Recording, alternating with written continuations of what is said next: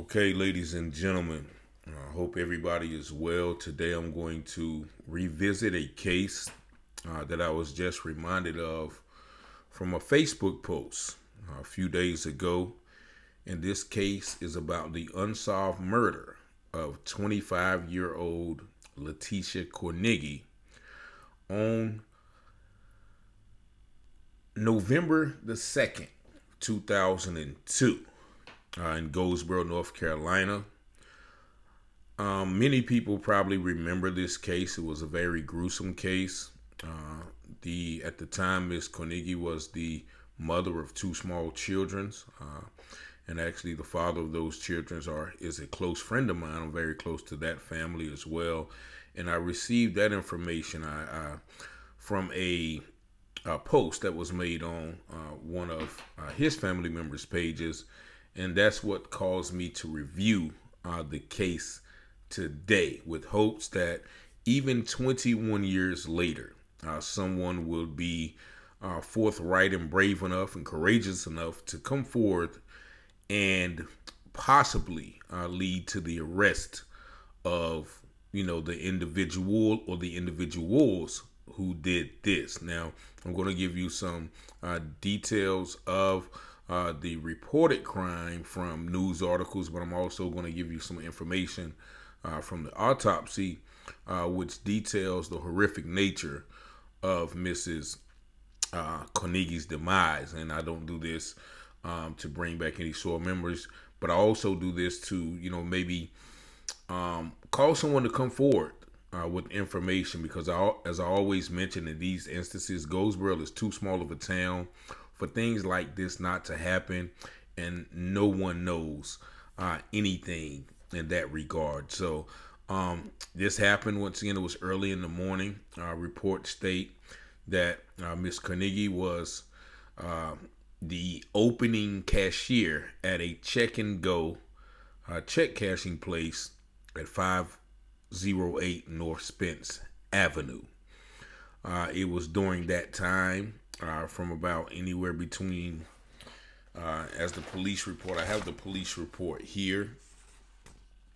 The body was found at about 11 a.m. By an individual who was coming to maybe get his check cash or pay on a loan. However, from this Facebook post that was made by Crime Horror, which is a Facebook, site that reports on these unsolved murders, it states that Latisha Kornegay, 25, was working as a cashier at the Check and Go store at 508 North Spence Avenue. Her body was found by a regular customer at 11 a.m. November 2nd, 2002, about an hour and a half after the store's normal opening time. So we figured that the store opens somewhere around 9 o'clock or 9:30. The customer said that the front door was locked, and after waiting 50 minutes, he went to the back door and found it open. He found the body and called 911. And I'm going to read some comments from this post, which all make sense as well. An individual stated that it seems strange that a customer would, just go strolling around the back of the store in that manner. However, the article continues to read, Miss Carnegie, who had two small children, was alone and there were no signs of a break-in.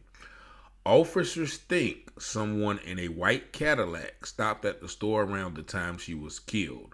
They said that person discovered the front door was locked, but may have seen something else that could help them solve the case. Now, that person in the Cadillac, it does not say that they are suspected of being the culprit in this manner. Maybe they were just someone who stopped by, tried to get in, and noticed that it was locked and left.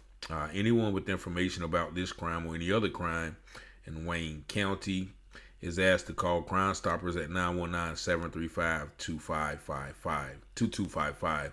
And the author of this post says she cannot find any record of a suspect in custody.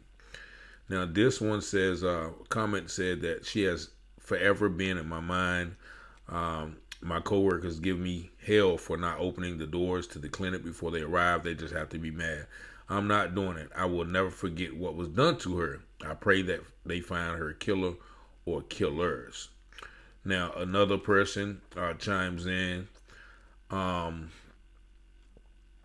said, yeah, they had him and let him go. Shaking my head. And then the author of the post says, yes.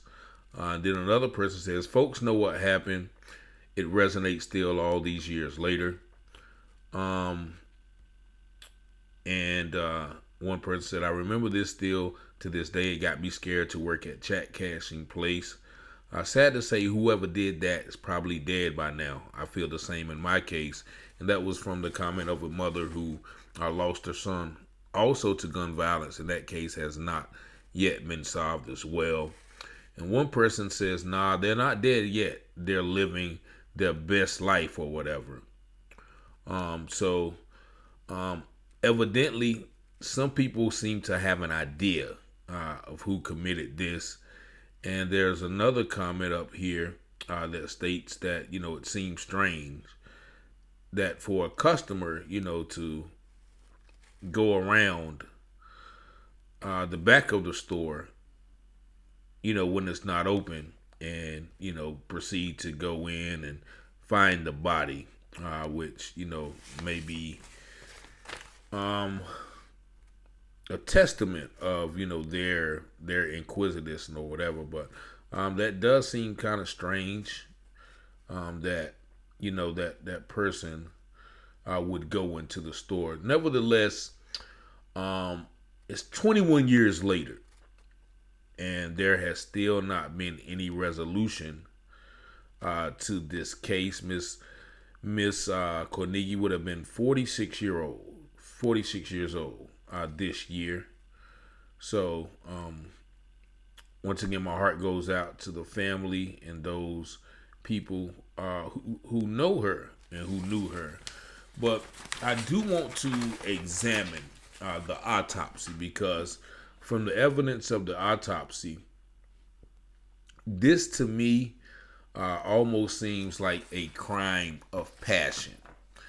And let me tell you why. Because of the injuries and the manner in which the injuries were committed, all exude to, very passionate, people don't do these things to individuals that was done to Miss Kornegay if they don't have a possible relationship with her. And keep in mind that being that it was a check cashing place, there was no mention or no reports of any money missing.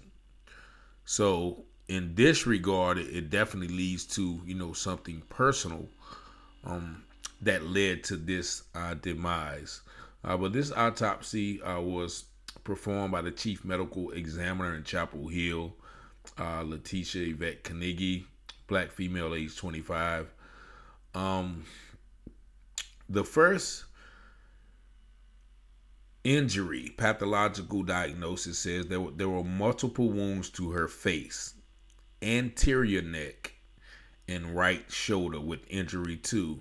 And it continues on to list the injuries. But one thing that caught me is the anterior neck. Now, the interior neck, I had to look that up. That is the area right about here.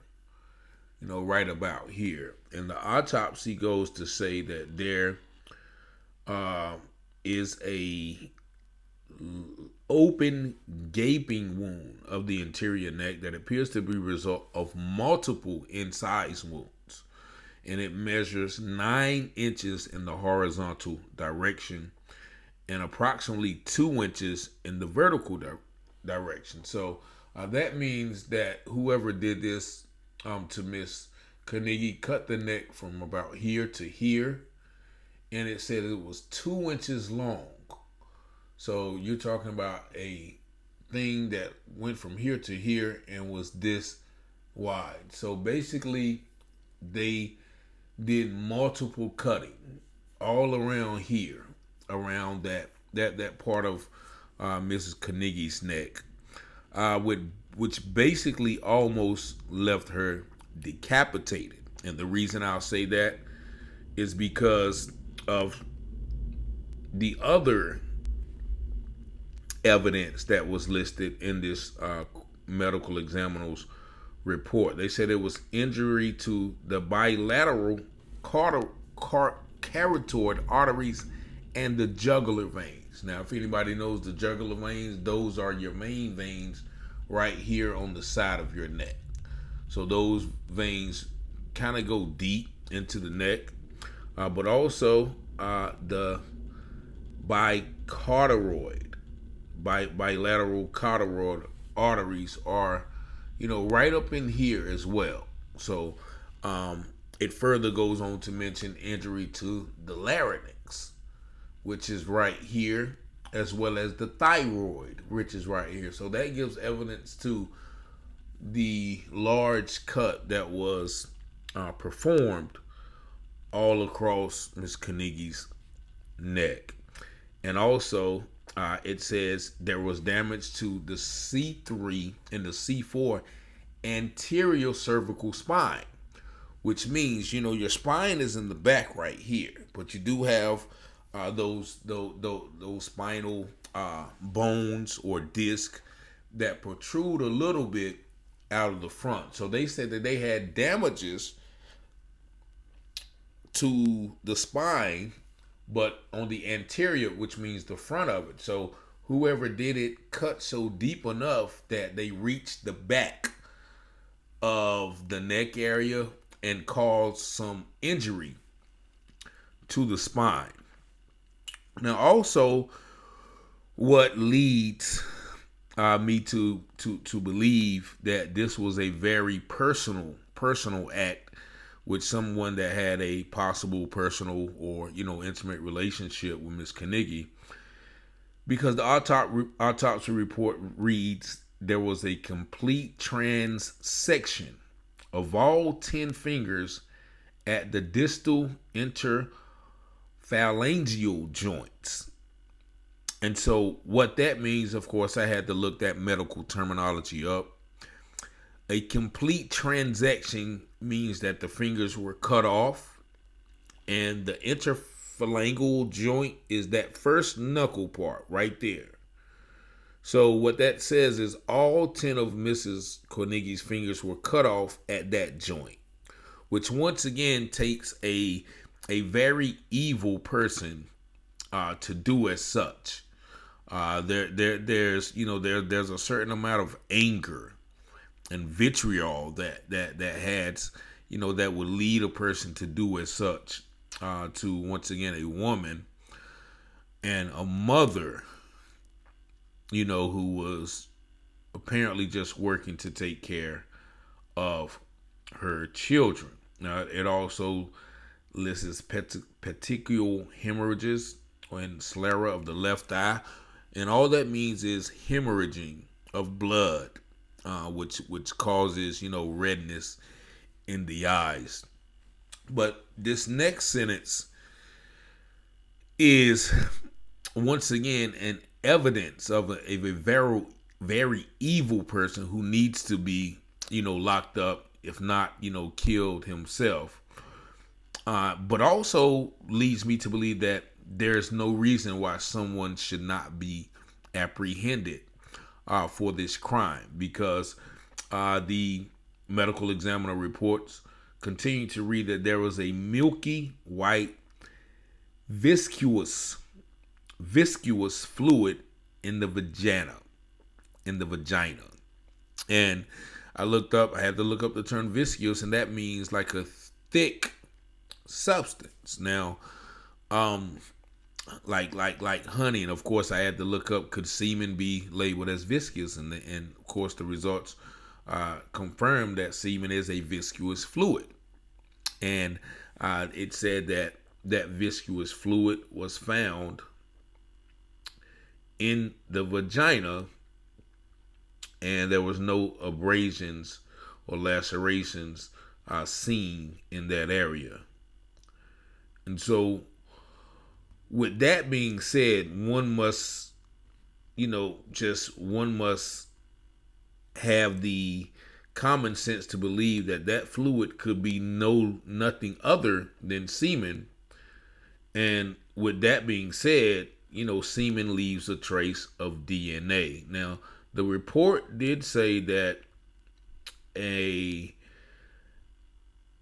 a sexual assault kit was performed, and evidence includes vaginal swabs and smears, rectal swabs and smears, oral swabs and smears, pubic hair combings, pulled pubic hair, pulled head hairs, and a purple top tube of blood. In addition, a DNA blood spot core was obtained. The descendant's clothes, including the blouse, bra, and the two pantyhose, were also obtained. All of these items were given to law enforcement. So, evidently, a rape kit was performed, and I'm not too abreast on the progressions of DNA work, DNA samples, DNA forensics, but I'm pretty sure around 2002, and correct me if I'm wrong, that the police or the forensic scientists didn't have enough tools, enough science, enough technology to be able to compare that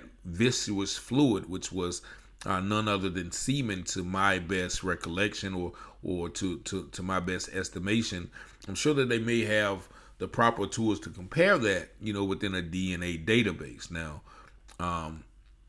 I know this was 21 years ago, but we're still talking about 2002, which, if my estimations are correct, then that technology was available.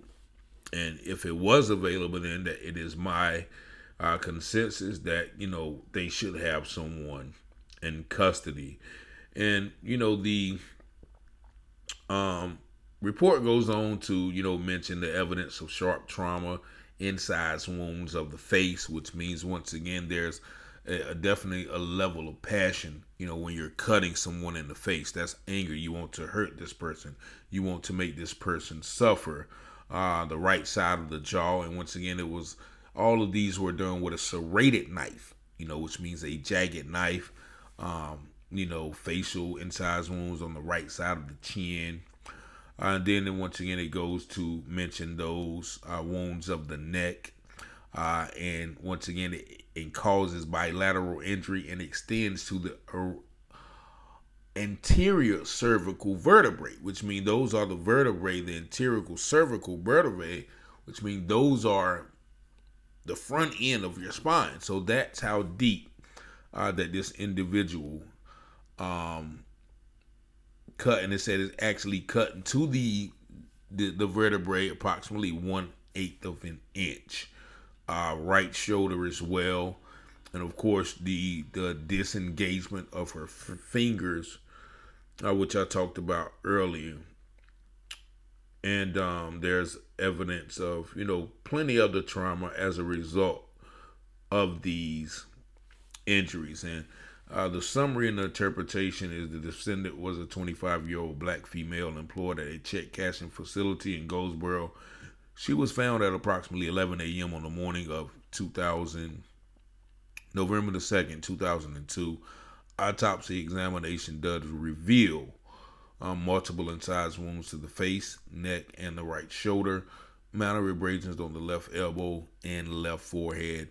Hemorrhages of the left eye were also identified. A milky white viscous fluid was seen in the vagina. Toxicology was performed for ethanol and was negative, which means Miss Kornegay didn't have any drugs in her system. The cause of death was multiple incised wound of the neck. And so, with this information, being public as well from the autopsy, it is almost unbelievable that someone could do this to this lady. I don't recall knowing her. She was right around my age, but in 2002, I'd already moved to Virginia. And if I'm not mistaken, she may have been, my class or a little bit earlier. But I can just imagine the devastation that it caused to her family, and probably still cause to her family. So, I will apologize if this information brings back, unpleasant memories. But once again, this is information that, has been known for quite some time. And I'm revisiting the case because, once again, there was an article written, about 5 years ago in which, WRAL, you know,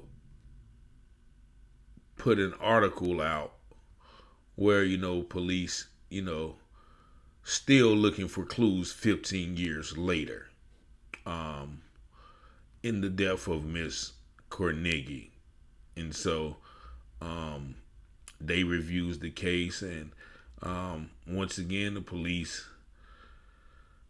hope someone traveled that busy street that morning can provide a clue that will lead to an arrest case. And I don't know who that person in the Cadillac was, and have they ever been interviewed. And also, the guy who found the body, Mr. Michael Van Jackson, who was 39 at the time, who would probably be 60 years old. I wonder, was he able to, just recollect anything that would, give the police possible clues to this day? Because, even though the children are now probably grown and they've, withstood this incident, and from what I hear, they've grown up to be exceptionally young adults.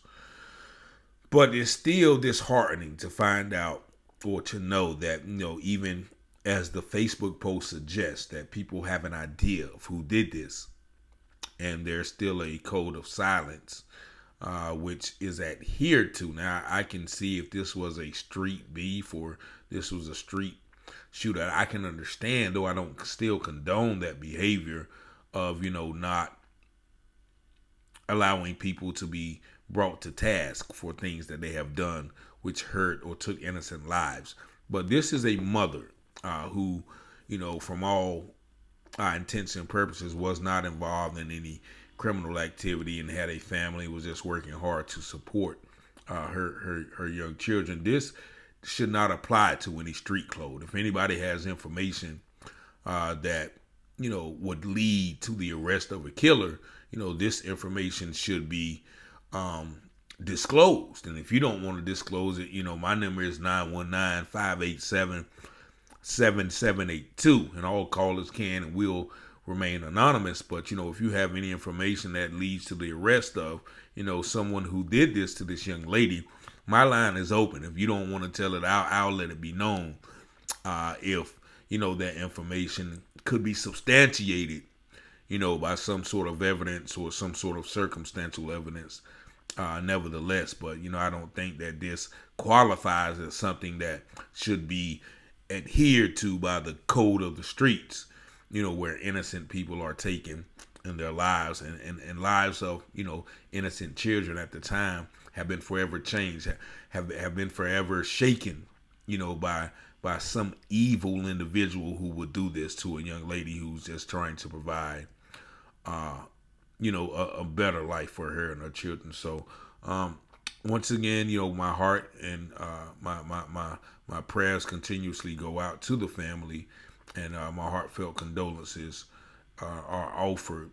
But my only reason for doing these and all the videos, is to bring light into the situation, because this, once again, still has went unresolved, and hopefully, God is pricking somebody's heart with this video, or God is working on somebody's conscience to be able to allow them to come forth with the courage, and possibly bring whoever did this to Miss Kornegay to justice.